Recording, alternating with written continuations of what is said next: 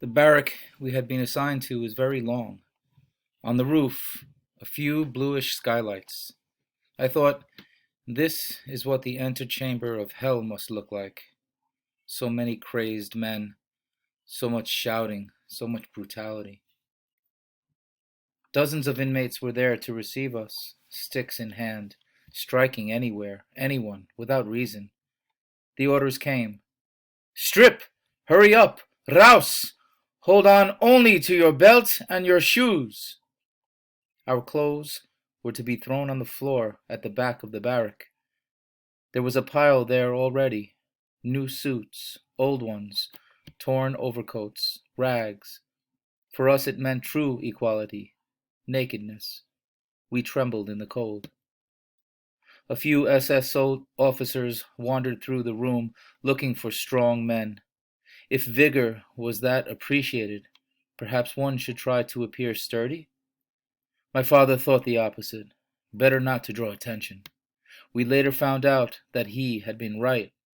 Those who were selected that day were incorporated into the Sonderkommando, the commando working in the crematoria. Bela Katz, the son of an important merchant of my town, had arrived in Birkenau with the first transport, 1 week ahead of us. When he found out that we were there, he succeeded in slipping us a note. He told us that having been chosen because of his strength, he had been forced to place his own father's body into a furnace. The blows continued to rain upon us. To the barber! Belt and shoes in hand, I let myself be dragged along to the barbers. Their clippers tore out hair, shaved every hair on our bodies. My head was buzzing, the same thought surfacing over and over, not to be separated from my father. Freed from the barber's clutches, we began to wander about the crowd, finding friends, acquaintances. Every encounter filled us with joy. Yes, joy. Thank God you are still alive. Some were crying. They used whatever strength they had left to cry. Why had they let themselves be brought here? Why didn't they die in their beds? Their words were interspersed with sobs. Suddenly, someone threw his arms around me in a hug. Yehiel, the Saitor's Rebbe's brother. He was weeping bitterly. I thought he was crying with joy at still being alive. Don't cry, Yehiel, I said. Don't waste your tears. Not cry? We're on the threshold of death. Soon we shall be inside. Do you understand? Inside. How could I not cry? I watched darkness fade through the bluish skylights in the roof. I no longer was afraid. I was overcome by fatigue. The absent no longer entered our thoughts. One spoke of them. Who knows what happened to them? But their fate was not on our minds. We were incapable of thinking. Our senses were numbed. Everything was fading into a fog. We no longer clung to anything. The instincts of self-preservation, of self-defense, of pride had all deserted us. In one terrifying moment of lucidity, I thought of us as damned souls wandering through the void, souls condemned to wander through space until the end of time, seeking redemption, seeking oblivion, without any hope of finding either.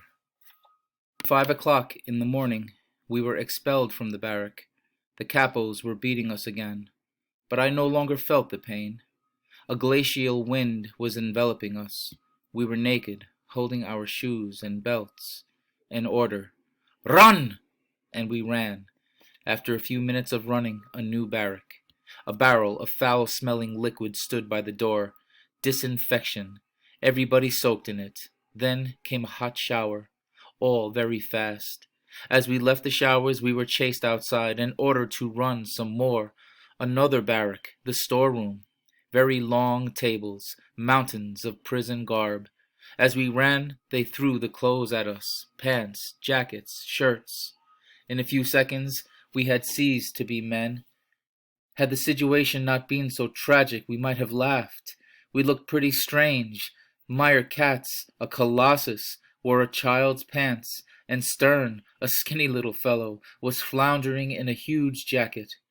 We immediately started to switch. I glanced over at my father.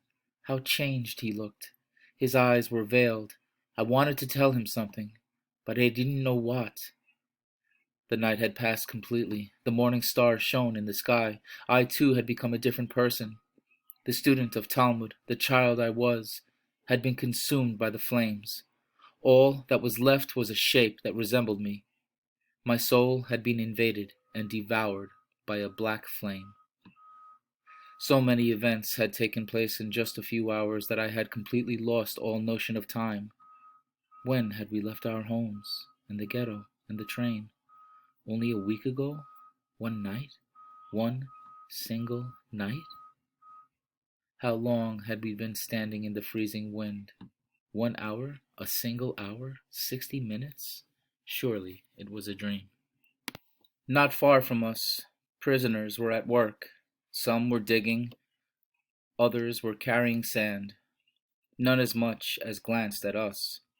We were withered, trees in the heart of the desert. Behind me, people were talking. I had no desire to listen to what they were saying, or to know who was speaking and what about. Nobody dared raise his voice, even though there was no guard around. We whispered, perhaps because of the thick smoke that poisoned the air and stung the throat. We were herded into yet another barrack inside the gypsy camp. We fell into ranks of 5. And now, stop moving! There was no floor, a roof and 4 walls. Our feet sank into the mud. Again the waiting. I fell asleep standing up. I dreamed of a bed, of my mother's hand on my face. I woke. I was standing, my feet in the mud. Some people collapsed, sliding into the mud. Others shouted, "Are you crazy? We were told to stand. Do you want to get us all in trouble?" As if all the troubles in the world were not already upon us. Little by little, we all sat down in the mud, but we had to get up whenever a capo came in to check if, by chance, somebody had a new pair of shoes. If so, we had to hand them over. No use protesting. The blows multiplied, and in the end, one still had to hand them over. I had new shoes myself, but as they were covered with a thick coat of mud, they had not been noticed. I thanked God in an improvised prayer for having created mud in his infinite and wondrous universe. Suddenly, the silence became more oppressive. An SS officer had come in, and, with him, the smell of the angel of death. We stared at his fleshy lips. He harangued us from the center of the barrack. "You are in a concentration camp in Auschwitz." A pause. He was observing the effect his words had produced.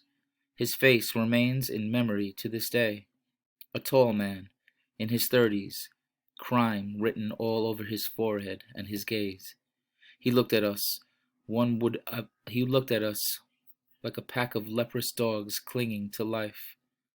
"Remember," he went on, "remember it always. Let it be graven in your memories. You are in Auschwitz, and Auschwitz is not a convalescent home. It is a concentration camp. Here you must work. If you do not, you will go straight to the chimney, to the crematorium. Work or crematorium. The choice is yours." We had already lived through a lot that night. We thought that nothing could frighten us any more. But his harsh words sent shivers through us. The word chimney here was not an abstraction. It floated in the air, mingled with the smoke. It was, perhaps, the only word that had a real meaning in this place. He left the barrack. The capos arrived, shouting, "All specialists, locksmiths, carpenters, electricians, watchmakers, 1 step forward." The rest of us were transferred to yet another barrack, this one of stone. We had permission to sit down. A gypsy inmate was in charge. My father suddenly had a colic attack. He got up and asked politely in German, "Excuse me, could you tell me where the toilets are located?" The gypsy stared at him for a long time, from head to toe, as if he wished to ascertain that the person addressing him was actually a creature of flesh and bone, a human being with a body and a belly. Then, as if waking from a deep sleep, he slapped my father with such force that he fell down and then crawled back to his place on all fours. I stood petrified. What had happened to me? My father had just been struck in front of me, and I had not even blinked. I had watched and kept silent. Only yesterday I would have dug my nails into this criminal's flesh. Had I changed that much, so fast? Remorse began to gnaw at me. All I could think was, I shall never forgive them for this. My father must have guessed my thoughts, because he whispered in my ear, "It doesn't hurt." His cheek still bore the red mark of the hand. "Everybody outside!" A dozen or so gypsies had come to join our guard. The clubs and whips were cracking around me. My feet were running on their own. I tried to protect myself from the blows by hiding behind others. It was spring. The sun was shining. "Fall in, 5 by 5. The prisoners I had glimpsed that morning were working nearby. No guard in sight, only the chimney's shadow, lulled by the sunshine and my dreams. I felt someone pulling at my sleeve. It was my father. "Come on, son."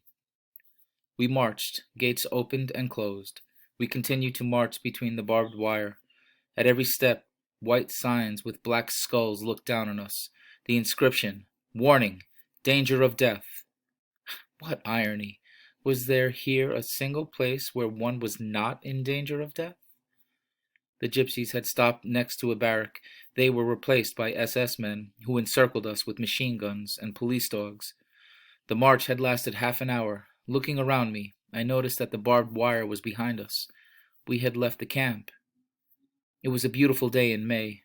The fragrances of spring were in the air. The sun was setting. But no sooner had we taken a few more steps than we saw the barbed wire of another camp. This one had an iron gate with the overhead inscription, "Arbeit macht frei." Work makes you free. Auschwitz.